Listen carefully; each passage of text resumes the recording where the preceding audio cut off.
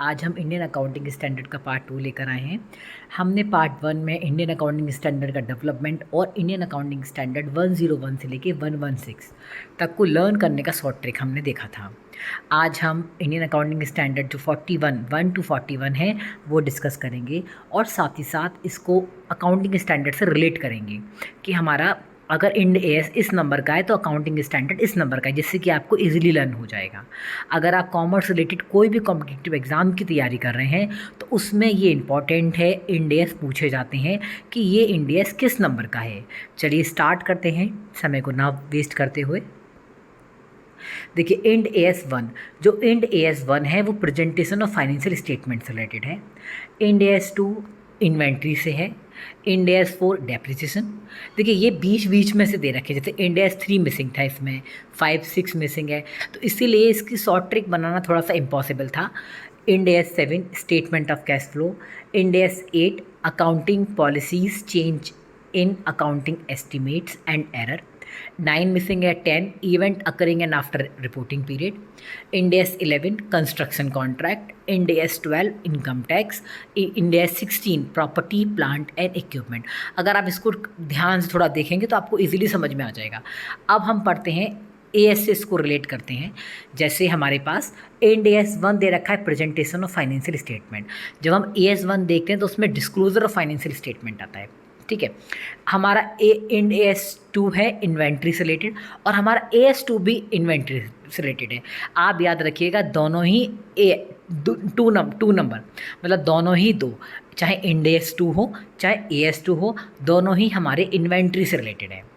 फिर हमारा depreciation, end S अगर 4 डेप्रिसिएशन से रिलेटेड है तो एएस 6 हमारा डेप्रिसिएशन से रिलेटेड है। और ये मोस्ट इम्पॉर्टेंट है, अभी यूपी पीजीटी टीजीटी में भी पूछा गया था कि पीजीटी के एग्ज़ाम में कि एएस 6 किससे रिलेटेड है। तो ये आपको इजीली याद होना चाहिए कि अगर हमारे पास एएस 6 पूछा गया है तो एएस 6 रिलेटेड टू डेप्रिसिएशन, आपको याद रखना है इस चीज़ को।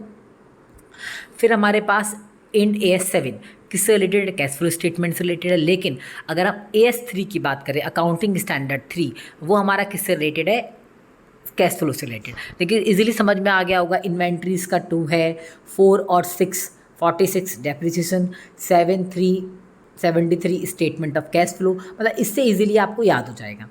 इंड एएस 8 हमारा accounting policies changes in accounting estimates and error है। फिर हमारे पास एएस 4, देखिए यहाँ पर क्या रखा है, Ind as 10 event occurring after reporting period.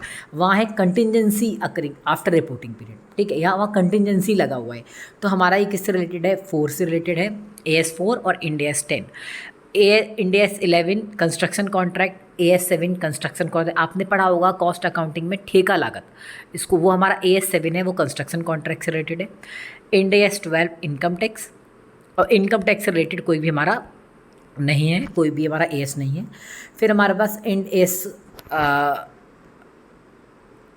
17 lease, जो कि हमारा एएस 19 है। इंड एएस 18 रिवेन्यू से रिलेटेड है। Ind AS 19 employ benefit. Ind AS 20 accounting for government grants and disclosure of government assistance. Ind AS 21 the effect changes in foreign exchange rate, जो भी हमारे changes आ रहे हैं फॉरेन एक्सचेंज रेट में, वो end AS 21। Ind AS 23 borrowing cost. 24 related party disclosure. 27 separate financial statement. Ind AS 28 investment in associates and joint venture. Ind AS 29 financial reporting in hyper inflationary economics. देखिए hyper inflationary economics से related as में कोई भी हमारा standard नहीं है, accounting standard नहीं है। इंड एएस 29 हमारा हाइपर इन्फ्लेशनरी इकोनॉमिक्स से रिलेटेड है। Ind as 32 financial instrument presentation. अब इसको हम एएस से रिलेटेड करेंगे। इंड एएस 17 अगर लीज से रिलेटेड है तो एएस 19 लीज से रिलेटेड है। इंड एएस 18 रेवेन्यू से रिलेटेड है तो एएस 9 रेवेन्यू से रिलेटेड। याद रखिएगा 9 का डबल कर देंगे तो 18 लीज रेवेन्यू, सॉरी।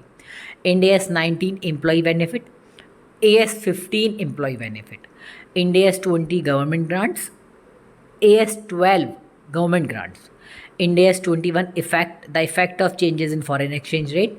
ये हमारा अकाउंटिंग स्टैंडर्ड 11 है। ये एक बार यूजीसी नेट कॉमर्स में भी पूछा गया था बहुत टाइम पहले कि the effect of changes in foreign exchange rate, ये किस नंबर की स्टैंडर्ड से रिलेटेड है। तो आपको याद रखना है एएस 11 अकाउंटिंग स्टैंडर्ड, और इंड एस की बात करें तो 21, इंड एस 23 बोरिंग कॉस्ट, साथ में AS 16 borrowing cost, Ind AS 24 related party disclosure, AS 18 related party disclosure, Ind AS 27 separate financial statement.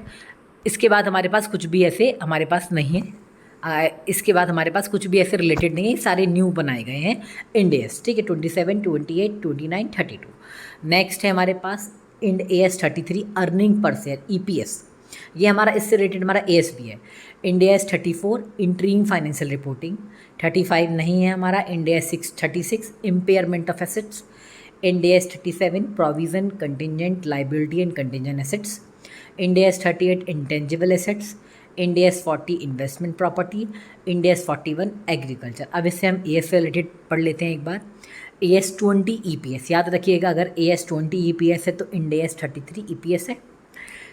फिर हमारे पास Ind AS 34 interim financial reporting, AS 25 interim financial reporting, Ind AS 36 impairment of assets, AS 28 impairment of assets, Ind AS 37 provision contingent liability and contingent assets, AS 29 provision contingent liability contingent assets. फिर हमारे पास 38 Ind AS intangible assets, AS 26 intangible assets.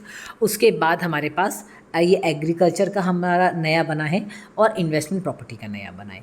एक बार इसको और आप ढंग से देख लीजिए क्योंकि बहुत ही इंपॉर्टेंट टॉपिक है और बहुत ही इजी नंबर मिलते हैं।